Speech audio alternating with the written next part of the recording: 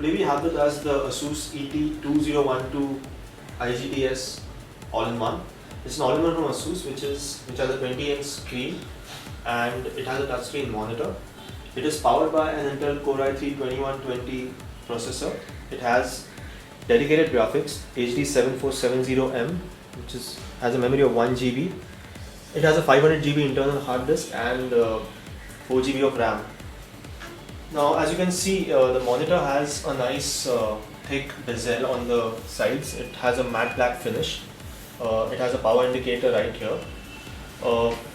There's a slight air gap over here, again complemented by a matte plastic base.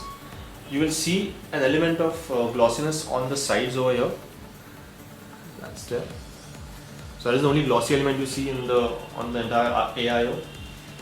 Now, that's how the touchscreen works, and now let's have a look at the side ports over here.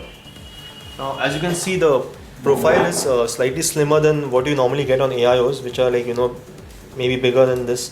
So you have a variety of ports over here. You have the headphone jack over here, you have the mic jack over here. This is an HDMI port. This is a USB 3 port. This is another USB 3 port. This is a USB 2 port. And it has a dedicated SD card slot. On the right hand edge you have the DVD drive right there. Now this all-in-one comes with a wireless keyboard and mouse combo. The keyboard has a nice brushed metal finish and the keys are isolated and they have a lot of travel. It's very good to type on. You hear that audible click every time you press a key, which sounds good. Then you have this mouse which has a nice matte black finish on top of it. It gives a very good grip and it fits very snug in your palm, and the mouse pointer is very sensitive. As you can see, you don't have to really move a lot. The buttons are very responsive.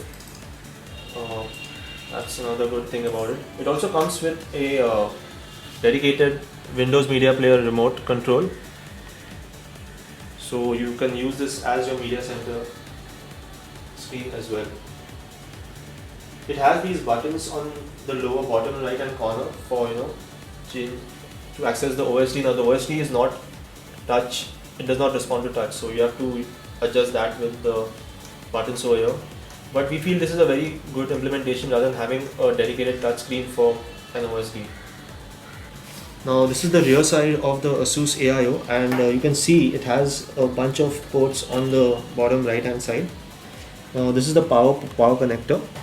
These are two USB ports, an HDMI connector, a D-sub port and a LAN port.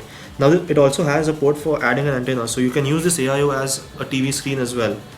And another thing I would like to tell you about these recessed ports is that it may seem a bit out of place at first, but then when you add a USB drive or a pen drive over here, it doesn't go out much from the edge.